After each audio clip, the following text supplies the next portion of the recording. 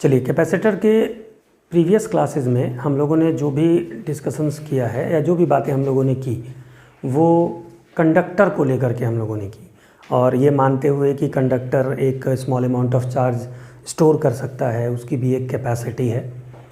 अब जो हम लोगों का डिस्कशन है वो अब वाकई हम लोग कैपेसिटर के बारे में बात करेंगे।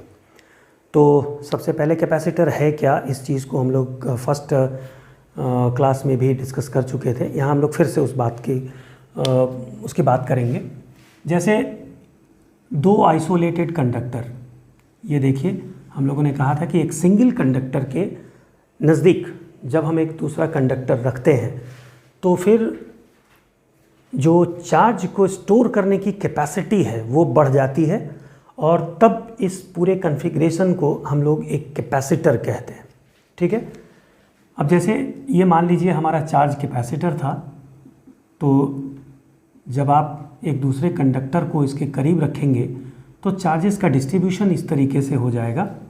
इस पर अगर प्लस क्यू चार्ज है तो इस पर माइनस क्यू चार्ज इंड्यूस होगा।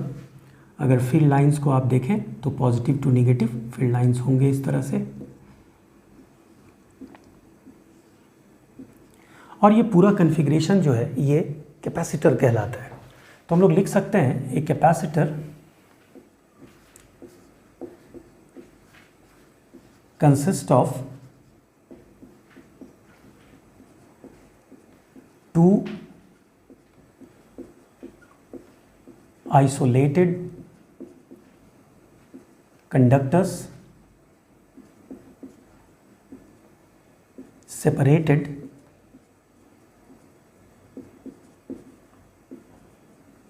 by a small distance।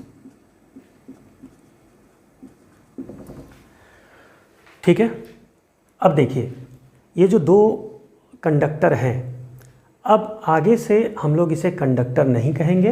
अब हम लोग आगे जब हम लोग कैपेसिटर की अब बात कर रहे हैं तो इन दो कंडक्टर्स को अब हम लोग प्लेट्स कहा करेंगे। ठीक है, these two conductors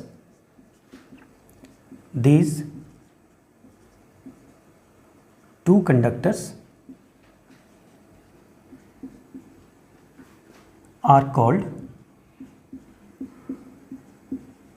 the plates of the capacitor. The plates of the capacitor।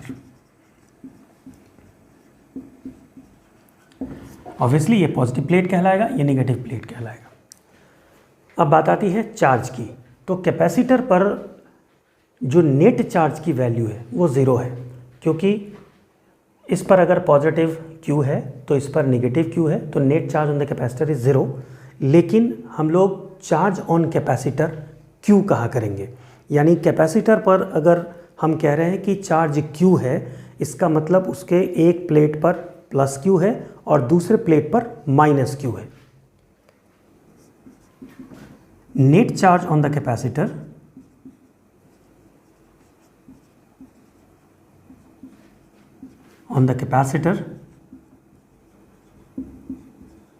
Is zero, दो the charge on the capacitor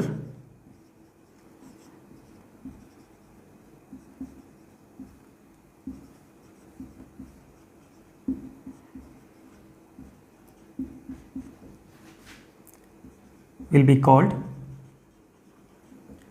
Q। यानी चार्ज जो हम लोग कहेंगे कैपेसिटर पर वो Q होगा। और आपको ये समझ लेना है कि ये जो चार्ज Q है ये पॉजिटिव प्लेट पर पॉजिटिव Q चार्ज है और नेगेटिव प्लेट पर नेगेटिव Q चार्ज है। कैपेसिटी के बारे में अगर हम लोग बात करें तो capacity of a capacitor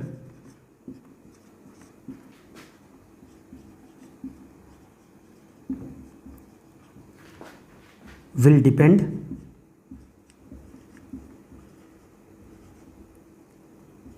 on the geometry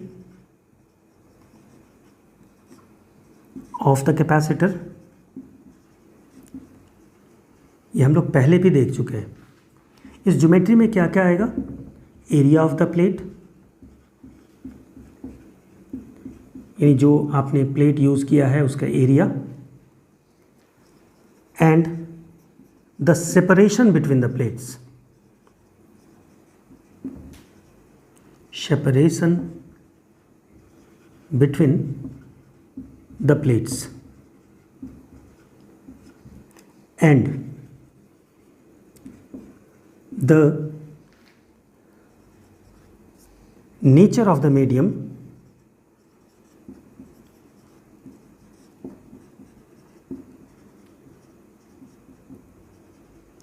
between the plates.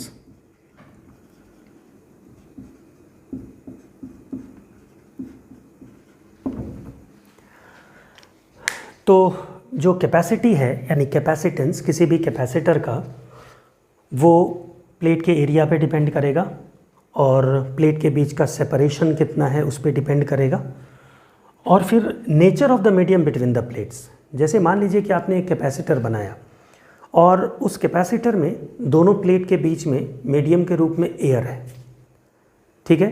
अब सेम कैपेसिटर है, सेम कंडक्टर है, सेम क्रॉस सेक्शनल एरिया का, सेम सेपरेशन पे रखा हुआ है, लेकिन अब उन दोनों के प्लेट के बीच में आप एयर नहीं रख करके कोई एक मटेरियल डाल दीजिए, कोई इंसुलेटर उसमें इंसर्ट कर दीजिए, तो फिर उसकी कैपेसिटी बदल जाएगी। यानी दो बातें हमें ध्यान में रखनी है कि कैपेसिटर की कैपेसिटी जो है, एक तो उसकी geometry, area of the plates and the separation between the plates, और दूसरी चीज़ कि उनके प्लेट के बीच में जो मीडियम है उसका नेचर क्या है, ठीक है। अब ज़रा यहाँ पर आप देखिए कि हम लोगों ने जो इक्वेशन लिखा था कैपेसिटेंस के लिए, जो हमारा बेसिक इक्वेशन था Q = CV, यहाँ से अगर हम देखें तो जो कैपेसिटेंस या कैपेसिटी कहिए ये Q/V था, और यहीं से हम लोगों ने कैपेसिटी को डिफाइन भी किया था प्रीवियस क्लास में। तो इस इक्वेशन को देखने के बाद ये बात आ सकती है मन में कि कैपेसिटेंस जो है वो डिपेंड करेगा चार्ज पे, डायरेक्टली प्रोपोर्शनल होगा और इन्वर्सली प्रोपोर्शनल होगा V के, लेकिन ऐसा नहीं है। चार्ज और पोटेंशियल के रेशियो के बराबर कैपेसिटेंस ज़रूर होता है, लेकिन ये कैपेसिटेंस ना तो चार्ज पे डिपेंड करता है और ना ही पोटेंशियल पे डिपेंड करता है। ये पोटेंशियल क्या है? ये है potential difference between the plates, ठीक है। Capacitance is independent of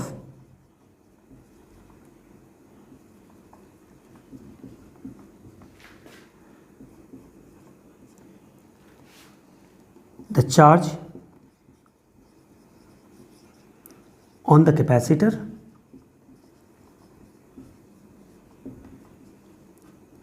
and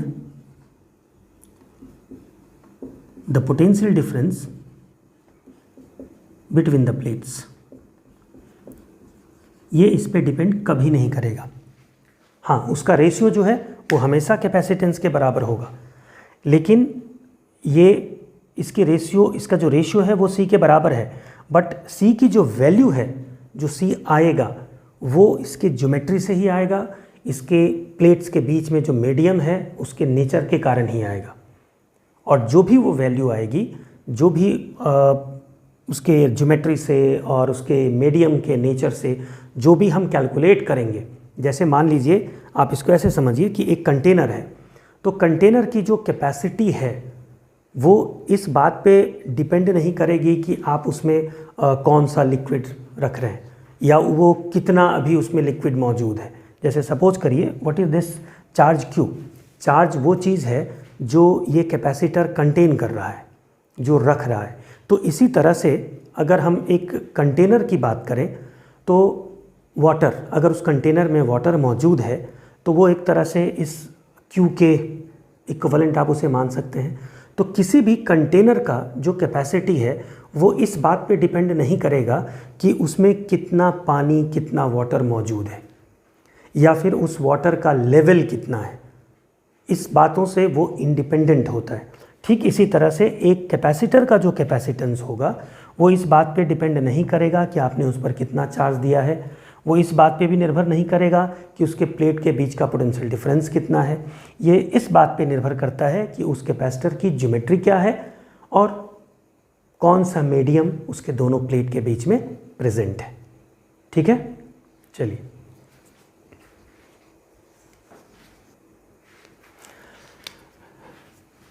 अब देखिए कैपेसिटर में ये जो हम लोगों ने दो कंडक्टर यूज़ किया, ये कंडक्टर हम अपने कन्वीनियंस के अनुसार डिफरेंट शेप का यूज़ कर सकते हैं और इसी बेसिस पर हम लोग कैपेसिटर की नेमिंग भी करते हैं।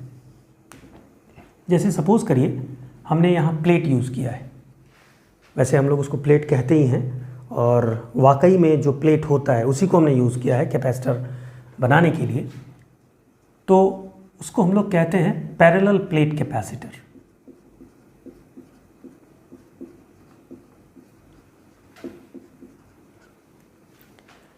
अगर हमने स्फीयर को यूज़ किया है कंडक्टर के रूप में तो स्फेरिकल कैपेसिटर वो कहलाएगा।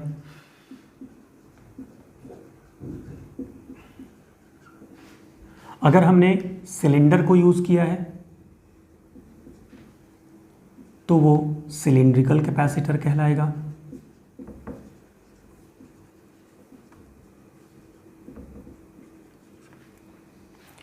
जैसे अगर पैरेलल प्लेट कैपेसिटर आप देखें तो इसमें आपको दो प्लेट्स होंगे, स्क्वायर प्लेट, रेक्टेंगुलर प्लेट, ये इस तरह से, और ये सर्टेन सेपरेशन पर रखे गए होंगे। डी सेपरेशन पर प्लेट का एरिया सपोज ए है।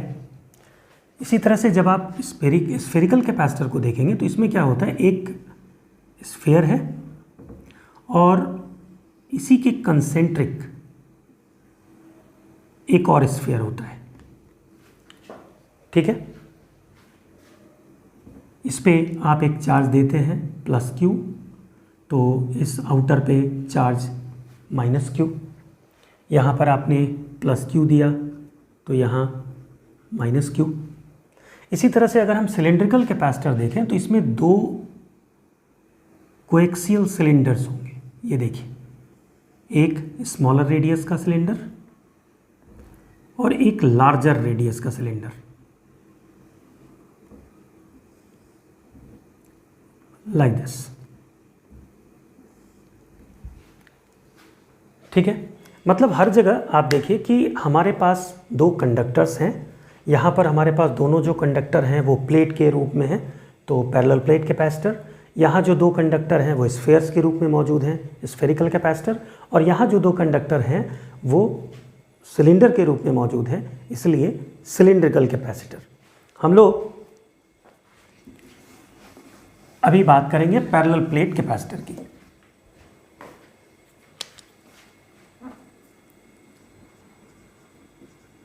पैरेलल प्लेट कैपेसिटर, ये हमारा पैरेलल प्लेट कैपेसिटर है।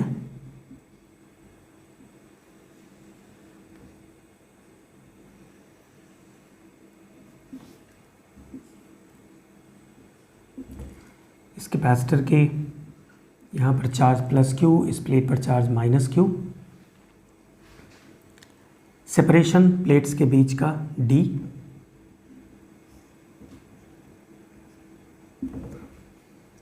ठीक है। तो जो पहला काम हमारा होगा, चूँकि कैपेसिटर की बात हम लोग कर रहे हैं, तो पहली चीज़ हमें कैपेसिटेंस ही कैलकुलेट करना चाहिए कि ये जो भी कैपेसिटर हमने बनाया इसकी कैपेसिटी क्या होगी।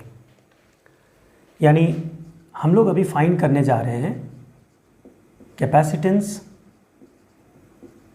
Of A parallel plate capacitor.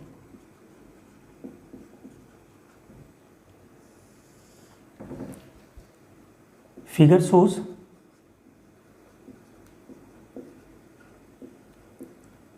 a parallel plate capacitor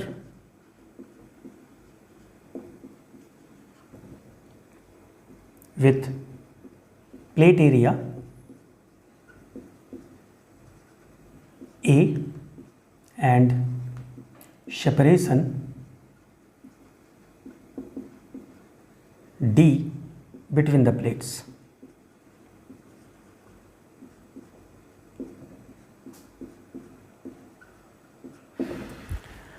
तो कैपेसिटेंस निकालने के लिए हमें क्या करना पड़ेगा? कैपेसिटेंस निकालने के लिए हमारे पास यही देखिए बेसिक इक्वेशन है, Q इक्वल सी वी और C equals Q by V. यानी हमें चार्ज और पोटेंशियल का रेशियो चाहिए। हर जगह आप देखेंगे कि हम लोग कैपेसिटेंस इसी तरह से कैलकुलेट करेंगे कि कुछ इस तरह से हमें आगे बढ़ना होगा कि फाइनली हम Q और V का रेशियो फाइंड कर सकें, और वो Q और V का जो रेशियो होगा that will give the capacitance of the capacitor. तो कैसे करें? यहाँ पर अब देखिए कि हमारे पास V का कोई इन्फॉर्मेशन नहीं है, हम लोग कैसे आगे बढ़ सकते हैं ज़रा सोचिए। तो V का इन्फॉर्मेशन अगर हमारे पास नहीं है तो हम E के बारे में सोच सकते हैं, यानी पोटेंशियल के बारे में कोई आइडिया हमारे पास नहीं है कि यहाँ पर हम पोटेंशियल कैसे कैलकुलेट करें। तो थोड़ा सा अलग हटके हम एक दूसरे टर्म के बारे में सोचते हैं, इलेक्ट्रिक फील्ड के बारे में, क्योंकि अगर इलेक्ट्रिक फील्ड हमें मिल जाएगा तो हम पोटेंशियल तक पहुँच सकते हैं। अब इलेक्ट्रिक फील्ड के बारे में फिर हम किस तरह से सोचें, यानी हमें इन दोनों प्लेट के बीच में इलेक्ट्रिक फील्ड चाहिए। इलेक्ट्रिक फील्ड की वैल्यू क्या होगी? अब ज़रा आप सोचिए, याद कीजिए कि एक चार्ज्ड सीट के कारण, अगर एक चार्ज सीट हुआ करता था, ये गॉस लॉ में आपने पढ़ा है, तो चार्ज सीट के कारण किसी भी पॉइंट पर, उसके नज़दीक के किसी पॉइंट पर जो इलेक्ट्रिक फील्ड की वैल्यू होती थी वो सिग्मा बाई 2 एप्सिलॉन नॉट, जहाँ सिग्मा क्या था? Surface charge density, surface charge density. ठीक है, तो यहाँ पर इस कैपेसिटर को हम लोग 2 सीट से बना हुआ मान सकते हैं। ठीक है, और सीट्स के कारण हमें इलेक्ट्रिक फील्ड पता है, तो एक सीट के कारण इलेक्ट्रिक फील्ड पता है तो दोनों सीट के कारण हमें इंडिविजुअली इलेक्ट्रिक फील्ड पता हो जाएगा। सुपरपोजिशन प्रिंसिपल से दोनों को जोड़ देंगे वेक्टोरियली तो हमें नेट फील्ड मिल जाएगा। अब यहाँ पर एक प्रश्न आता है कि जिन लोगों ने ये पढ़ा होगा कि सीट के लिए फील्ड ये होता है, उन्होंने ये भी पढ़ा होगा कि किसी कंडक्टिंग प्लेट के लिए, ये हमारा कंडक्टिंग प्लेट है, तो इस कंडक्टिंग प्लेट के लिए जो यहाँ फील्ड की वैल्यू होती है वो होती है सिग्मा बाई एप्सिलॉन नॉट। ठीक है, तो यहाँ पर आपके दिमाग में ये बात आ सकती है कि भाई ये तो कंडक्टर है और ये कंडक्टिंग प्लेट है, तो कंडक्टिंग प्लेट है तो हम लोगों को ये फॉर्मूला यूज़ करना चाहिए, लेकिन आप देखेंगे कि हम लोग ये फॉर्मूला यूज़ करेंगे। अब इसके पीछे रीज़न क्या है? रीज़न ये है कि अगर आप कैपेसिटर में इन चार्जेस के डिस्ट्रीब्यूशन को देखें तो आप पाएंगे कि ये चार्ज जो है ये सिर्फ इसके इनर सरफेस पर, कैपेसिटर के इनर सरफेस पर डिस्ट्रीब्यूटेड होता है, और इनफैक्ट कैपेसिटर के इनर सरफेस पर जो चार्ज होता है उसे ही हम लोग चार्ज ऑन द कैपेसिटर के रूप में कंसीडर करते हैं। ठीक है, तो अब आप देखिए कि जैसे ही सिर्फ एक इनर सरफेस पर चार्ज आ गया तो अब ये देखिए ये कॉन्फ़िगरेशन इस तरह का हो गया। ठीक है, जो कंडक्टिंग प्लेट होता है उसके दोनों सरफेस पे चार्ज डिस्ट्रीब्यूटेड होता है, तो इसलिए ये प्लेट होते हुए भी सीट की तरह बिहेव करता है। यहाँ हम लोग प्लेट का फॉर्मूला यूज़ नहीं करते हैं क्योंकि चार्जेस जो भी हैं वो इनर सरफेस पे आ गए। ठीक है, और ये सिंगल सीट ऑफ चार्ज के रूप में बिहेव करेगा। ठीक है, तो चलिए अब हम लोग यहाँ पर इस स्थिति में हैं कि हम यहाँ पर इलेक्ट्रिक फील्ड कैलकुलेट कर सकते हैं। तो फर्स्ट ऑफ ऑल इस पॉजिटिव प्लेट के कारण जो इलेक्ट्रिक फील्ड होगा, पॉजिटिव प्लेट के कारण अवे फ्रॉम द प्लेट, ये हो गया, इसको हम नाम दे देते हैं E प्लस, वैल्यू होगी सिग्मा बाई 2 एप्सिलॉन नॉट। अब इसी पॉइंट पर हम निगेटिव प्लेट के कारण निकालें तो निगेटिव प्लेट के कारण क्या होता है? टुवर्ड्स द प्लेट, तो इसी डायरेक्शन में होगा, ई माइनस, और इसकी भी वैल्यू कितनी होगी, सिग्मा बाई 2 एप्सिलॉन नॉट, क्योंकि सरफेस चार्ज डेंसिटी दोनों के लिए इक्वल है, चार्ज दोनों पर सेम है, एरिया ऑफ प्लेट दोनों का इक्वल है, तो सिग्मा भी दोनों के लिए इक्वल होगा। अब आप देखिए कि इस पॉइंट पर दो इलेक्ट्रिक फील्ड जो भी है दोनों प्लेट के कारण वो एक ही डायरेक्शन में है, इसलिए जो नेट फील्ड होगा वो इन दोनों का सम हो जाएगा, E plus plus E minus, और इसकी वैल्यू हो जाएगी सिग्मा बाई एप्सिलॉन नॉट। ठीक है, यानी electric field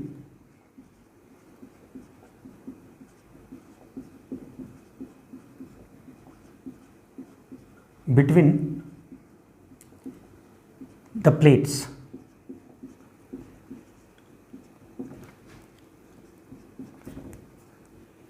E equals sigma by epsilon not. Sigma की वैल्यू आप लिख सकते हैं charge per unit area, that is Q by A epsilon not. ठीक है, अब यहाँ पर एक चीज़ देख लीजिए कि ये जो प्लेट के बीच में जो जगह है,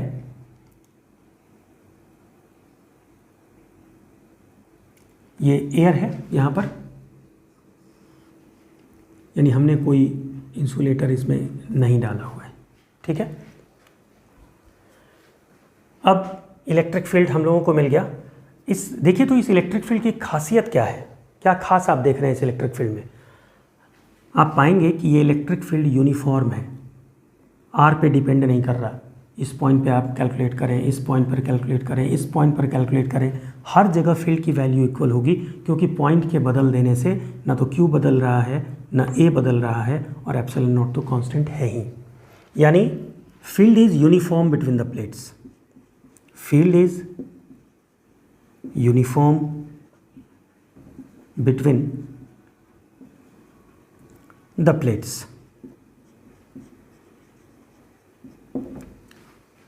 ठीक है, यानी अगर आप इसको फील्ड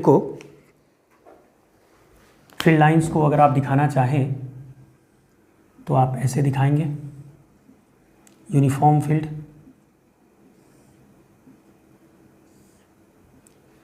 एज पे मत दिखाइएगा, एज इफेक्ट के कारण ये फील्ड लाइन थोड़ा सा कर्व्ड हो जाता है इस तरह से, तो जनरली हम लोग फील्ड लाइन जो है थोड़ा एज के अंदर ही दिखाते हैं। अब फील्ड हम लोगों ने कैलकुलेट कर लिया, अब हम फील्ड से पोटेंशियल की ओर जाएंगे। तो फील्ड और पोटेंशियल के बीच क्या रिलेशन है? E equals minus d V by d r. और फिर आप जानते हैं कि अगर फील्ड यूनिफॉर्म है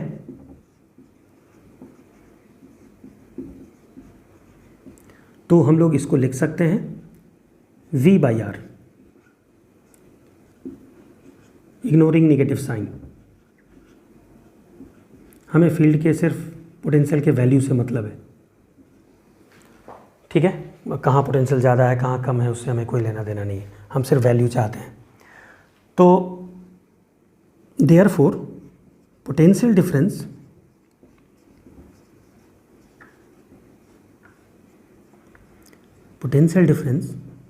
between the plates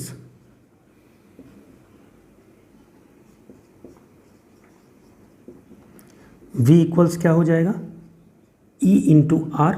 यहाँ R की जगह क्या है, D, E इंटू डी हो गया।